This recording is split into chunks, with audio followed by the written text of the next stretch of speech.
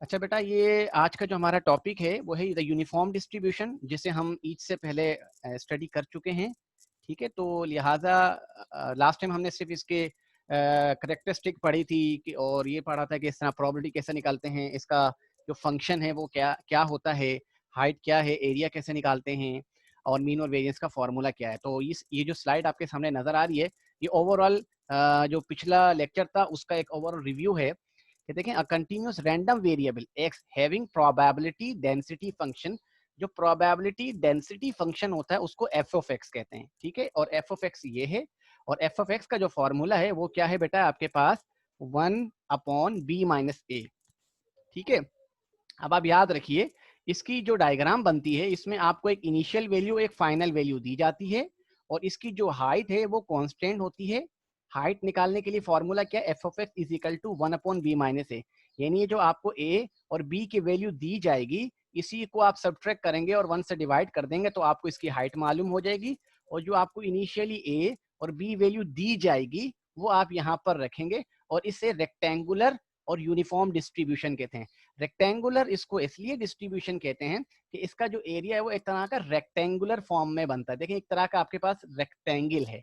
ठीक है, तो सबसे पहले तमाम स्टूडेंट को एडवाइस की जाती है बेटा कि आप ये वाला फॉर्मूला लिखे, देखें f of x is equal to 1/b-a। पहले ये वाला फॉर्मूला लिख लें आप, और इसकी जो लिमिट होती है यानी इसमें जो आपको ए की वैल्यू दी जाती है, ए से लेकर बी तक वैल्यू गिवन होगी। यहाँ पे आप साथ में लिखिएगा ए और बी आर गिवन। तो जरा ये देख लीजिए आप, पहले ये फॉर्मूला लिख लें फिर मैं आपको आगे की तरफ लेकर चलता हूँ।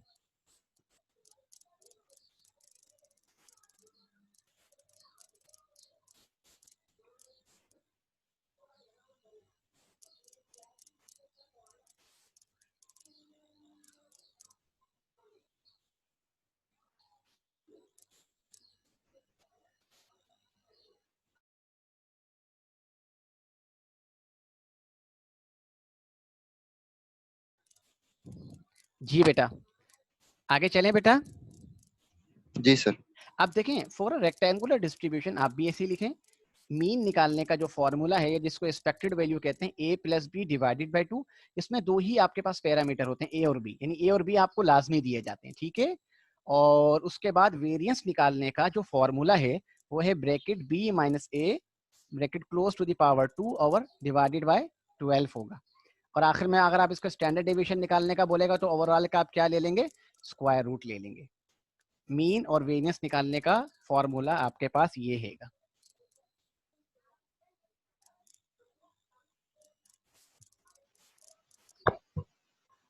इस सारे फॉर्मूले आगे भी।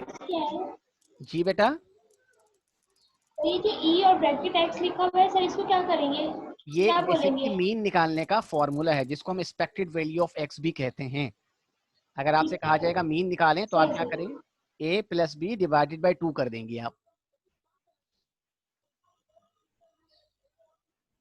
सर जी ये वेरिएंस और स्टैंडर्ड डेविएंस में हमेशा डिवाइड बाय 12 होगा। जी हाँ, 12 होगा। तो आप सिंपली पहले वेरिएंस निकाल लीजिएगा और उसी आंसर का स्क्वायर रूट ले लीजिएगा, जैसे कि हम लास्ट प्रीवियस लेक्चर्स में लेते रहे हैं, तो आपका स्टैंडर्ड डेविएशन निकल जाएगा। ठीक है सर, इसकी वजह क्या है 12 लेने की? ये फॉर्मूला है, मतलब इसी का मतलब ना। ठीक। अच्छा, उसके बाद अब तीसरी चीज क्या है, प्रोबेबिलिटी। प्रोबेबिलिटी में इसमें आपको x1 और x2 गिवन होगा। तो प्रोबेबिलिटी निकालने का जो फॉर्मूला है वो क्या है, x2 minus x1 upon b minus a। जरा ये प्रोबेबिलिटी निकालने का फॉर्मूला भी लिख लें। कैसे लिखेंगे आप, p bracket x1 less than to x2 bracket close, इसका जो फॉर्मूला है वो क्या है, x2 minus x1 upon b minus a। Sir आप एक बात बता सकते हैं? बेटा जी पूछें आप। जी सर। चलें अब हम आगे की तरफ चलते हैं। उसके बाद बेटा देखें एप्लीकेशन ऑफ यूनिफॉर्म डिस्ट्रीब्यूशन। सबसे पहले आप ये हेडिंग अपनी कॉपी में लिख लें और उसके बाद ये क्वेश्चन को आप जरा स्टडी करें।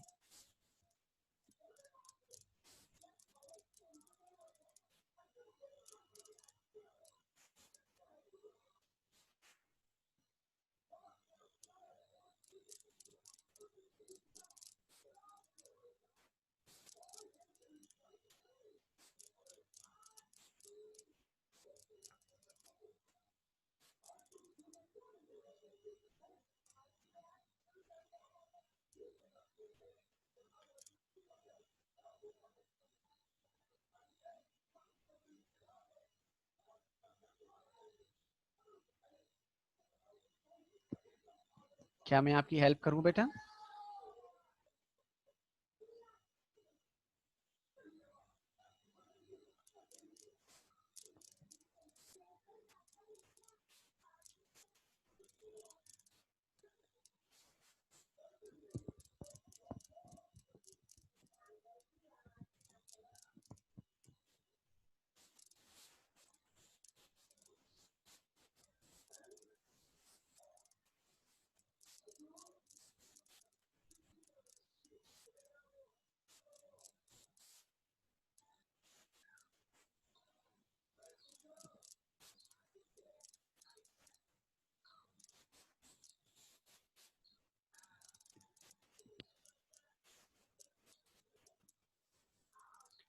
मैं एक्सप्लेन करूं बेटा?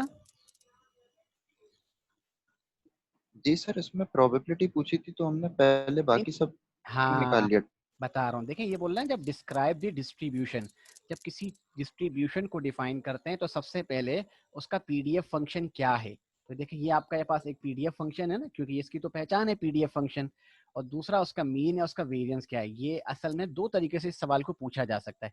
एक तरीकेकार ये है कि आपको डिस्क्राइब द डिस्ट्रीब्यूशन, तो किसी भी डिस्ट्रीब्यूशन के सबसे अहम फैक्टर क्या होते हैं, उसका उसका जो फॉर्मूला होता है जिसको हम पीडीएफ कहते हैं, और उसका मीन और वेरिएंस होता है। ये उसकी तमाम जो है डिस्क्रिप्शन में आ जाता है ना, यानी इसको डिस्क्राइब करने में आता है। ठीक है, और इन्होंने ये बात सिंपल कह दी कि डिस्क्राइब द डिस्ट्रीब्यूशन। और दूसरी बात इसको यूं भी पूछी जा सकती है कि भाई describe the PDF, describe mean, describe variance, इस तरह से भी पूछी जा सकती है। तभी देखें यहाँ पे क्या लिखा हुआ, डिस्क्राइब द डिस्ट्रीब्यूशन। अब डिस्ट्रीब्यूशन में तमाम चीजें आ जाती हैं, उसका पीडीएफ फंक्शन, उसका मीन और उसका स्टैंडर्ड डेविएशन।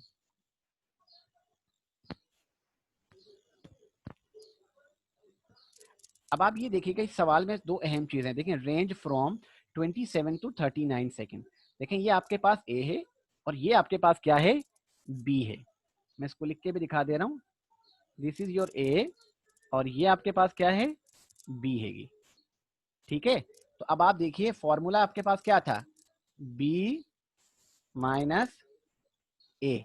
तो अब आप ये देखिए 39 माइनस 27, तो ये आपके पास क्या बन गया, पीडीएफ फंक्शन आपका क्या है 1/12, यानी इसको हम क्या कह सकते हैं, हाइट भी बोल सकते हैं। ये बात क्लियर हो गई स्टूडेंट? Yes sir. अब उसके बाद आपने इसका मीन कैलकुलेट करना है। तो सबसे पहले आपको मीन का फॉर्मूला याद होना चाहिए, क्योंकि इसमें देखिए दो ही पैरामीटर है ए और बी। तो मीन का फॉर्मूला आपके पास क्या है, ए प्लस बी डिवाइडेड बाई 2। तो 39 प्लस 27 डिवाइडेड बाई 2 करें तो देखें आपके पास कितना आंसर आ रहा है, 33।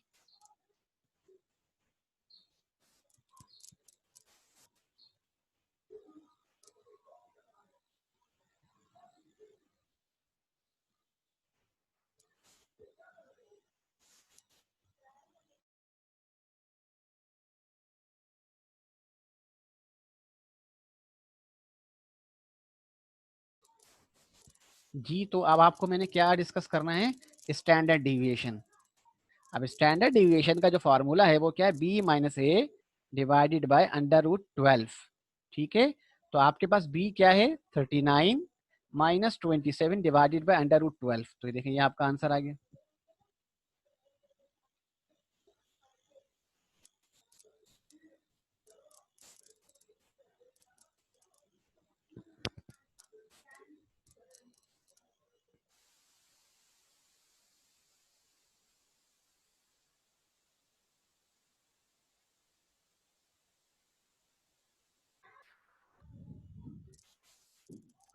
ये चीज आपने अगर कर ली तो उसके बाद फिर आप लिखिएगा the height of the distribution is, जो भी आएगी वो लिख दीजिएगा। The mean time is 33 second with standard deviation is, जो भी आंसर आएगा वो लिखिएगा। तो ये आपकी स्टेटमेंट हो जाएगी।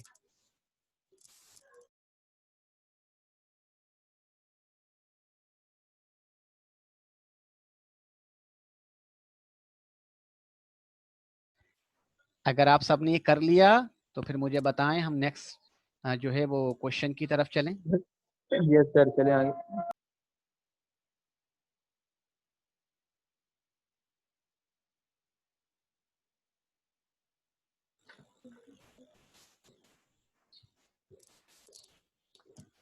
अब आप ये देखिएगा कि इसमें कहा गया था what is the probability that the given assembly will take between 30 to 35 second. तो देखें ये आपके पास x1 है और ये आपके पास क्या है, x2 है। मैं जरा लिख के भी दिखा दे रहा हूं कि देखिए ये आपके पास क्या है, x1 और ये आपके पास क्या है, x2। आपके पास फॉर्मूला क्या था वो आपको याद होगा, b माइनस a, b 0.23 आ रहा है आंसर। आंसर सबका यही आ रहा है, x2 माइनस x1।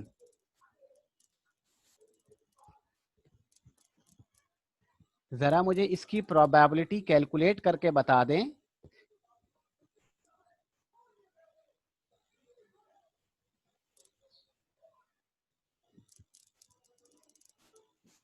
सर जी x2 माइनस x1 न्यूमरेटर पे आता है, डिनोमिनेटर बिल्कुल में आता है? बिल्कुल न्यूमरेटर पे आता है। मैं अगर आपको फॉर्मूला इसका दिखा भी देता हूँ, ये देखिए आप एक मिनट रुकिएगा, सर 0.41 आ रही है। एक ये देखिए इसका फॉर्मूला है, sorry x2 minus x1 over b minus a, ऐसे होगा। x2 minus x1 over b minus a। Thank you sir. Sir 0.41 आ रही है प्रोबेबिलिटी। अच्छा सबका यही आंसर आ रहा है बेटा? जी सर यही आ रहा है, नेगेटिव 0.416। 0.416, ठीक है। या ये वाला पार्ट तो आप लोगों ने कर लिया, ठीक है बेटा। अब जरा आप ये वाले पार्ट को देखें, जो दूसरा पार्ट इसके नीचे गिवन है, फेवर देन 30 सेकेंड। अच्छा एक चीज और याद रखिएगा, जब भी आपके सामने ये वाला क्वेश्चन आए तो सबसे पहले आप इसकी ना एक डायग्राम बना लीजिएगा। जैसे कि आपके पास, आपको पता है ये ए है और ये बी है, ए आपके पास 27, बी आपके पास कितना है 39। तो जरा देखें आप, आपने ए 27 मेंशन कर दिया, बी आपके पास क्या है 39, और आपने जो इसका फंक्शन या इसकी हाइट आपने निकाली वो कितनी आ रही है 1/12 आ रही है, ठीक है। तो देखें आपने मीन क्या निकाला 33 और स्टैंडर्ड डेविएशन क्या निकाला, ये आपने कैलकुलेट कर लिया। उसके बाद आपने एक प्रोबेबिलिटी निकाली थी जिसका आंसर आपने मुझे निकाल कर बताया 4.16। अच्छा अब इससे बाद जो मैंने आपको जो क्वेश्चन दिया वो क्या दिया, फेवर देन 30 सेकेंड। तो अब इस बात का मकसद है कि आप 30 से बिलो कौन से नंबर तक जा सकते हैं, 27 तक।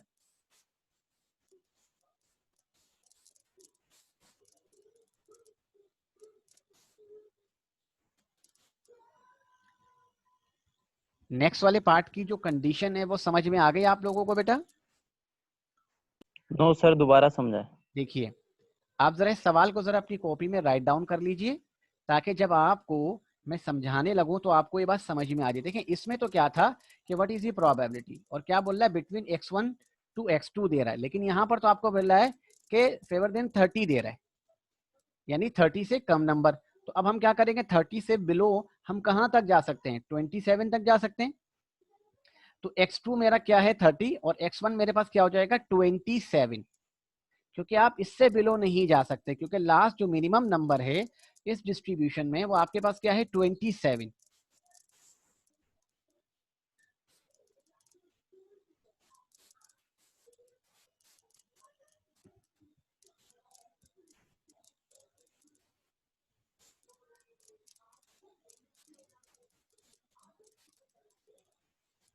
सर एक दफा 30 सेकंड वाला दोबारा बता दें। देखिए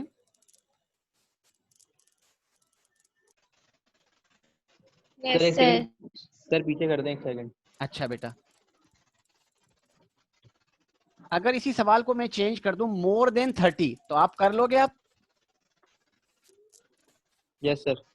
जरा उसका भी आंसर कैलकुलेट करके बता दें।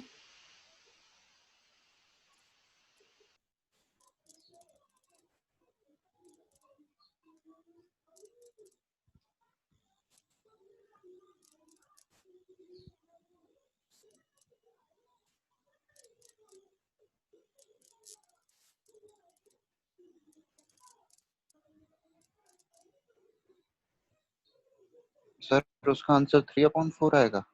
हाँ मतलब आप उसको पॉइंट में लिख दीजिएगा, मतलब क्या होगा 39 माइनस 30 डिवाइडेड बाय 39 माइनस 27। जी सर। तो पॉइंट में क्या आंसर आ रहा है? 0.75। ठीक है ठीक है, और बाकी भी इसके आंसर को कोई कंफर्म कर सकता है? यस सर यही आ रहा है। ठीक है। और बाकी जो क्लास के स्टूडेंट है थोड़ा वो भी अपना रिस्पॉन्स दे दें। आप लोगों ने कर लिया बेटा? जी सर, जी कर यस सर। ठीक है, तो क्लास में कोई ऐसे स्टूडेंट जिसको इस अब तक की जो लेक्चर है इसमें कोई प्रॉब्लम हो तो बेटा काइंडली पूछ लें, क्योंकि इसके बाद फिर हम नेक्स्ट प्रॉब्लम की तरफ चलेंगे। तो हो सकता है वो प्रॉब्लम आपके लिए आसान भी हो सकता है मुश्किल भी हो। तो क्या मैं उम्मीद कर लूं यहाँ तक किसी को कोई प्रॉब्लम नहीं है?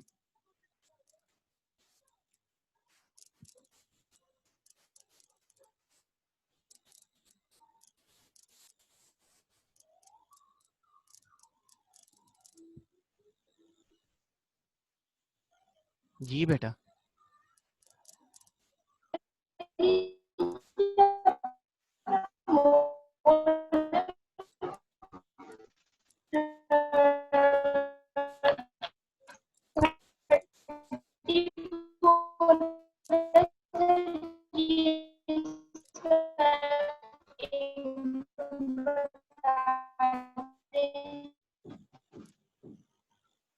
अच्छा स्टूडेंट, एक बात आपको बतानी है बेटा।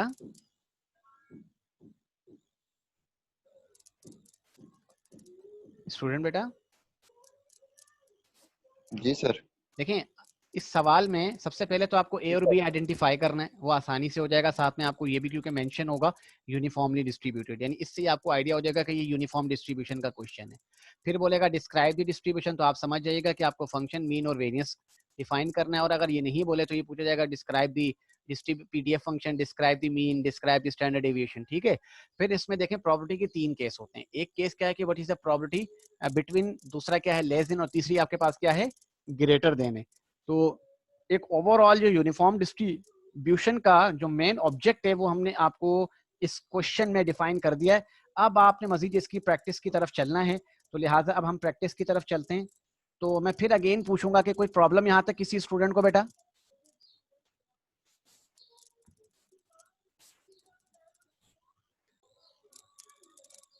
अब ये क्वेश्चन आप देखें और इसको सॉल्व करें आप लोग।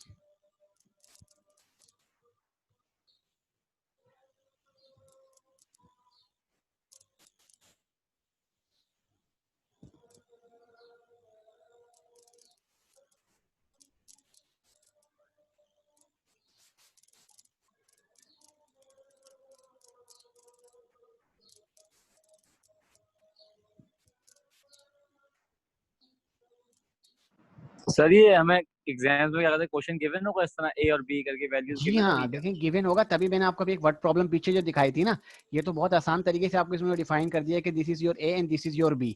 तो अभी आपको जो आपने जिससे पहले वाली प्रॉब्लम सॉल्व करी थी उसमें देखें आपको ये मेंशन नहीं था कि ए क्या है बी क्या है। जो फर्स्ट वैल्यू होगी यूनिफॉर्म डिस्ट्रीब्यूशन की वो ए कंसीडर की जाती है, और जो सेकंड वैल्यू होगी वो बी कंसीडर की जाती है।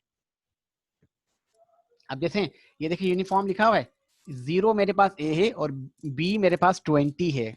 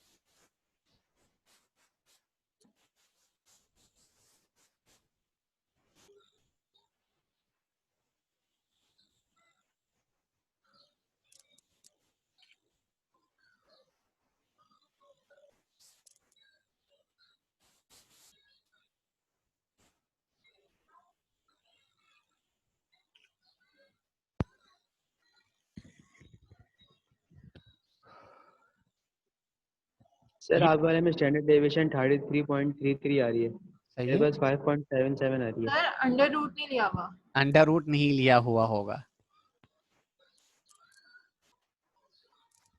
लेकिन ये छोटी सी गलती जो है बड़ी प्रॉब्लम कर देती है फाइनल एग्जाम के अंदर, या अगर कोई क्वेश्चन दिया जाए।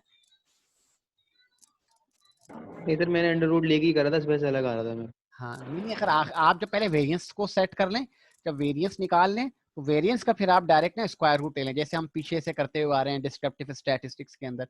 उसमें क्या होगा कि हमारी एक सीक्वेंस चलेगी कि जब भी वेरिएंस आए, वेरिएंस के बाद स्क्वायर रूट ले लो, खत्म। हम फॉर्मूले के मुताबिक चलेंगे तो हमेशा कंफ्यूज हो जाएंगे। तो यहाँ तक कोई प्रॉब्लम स्टूडेंट?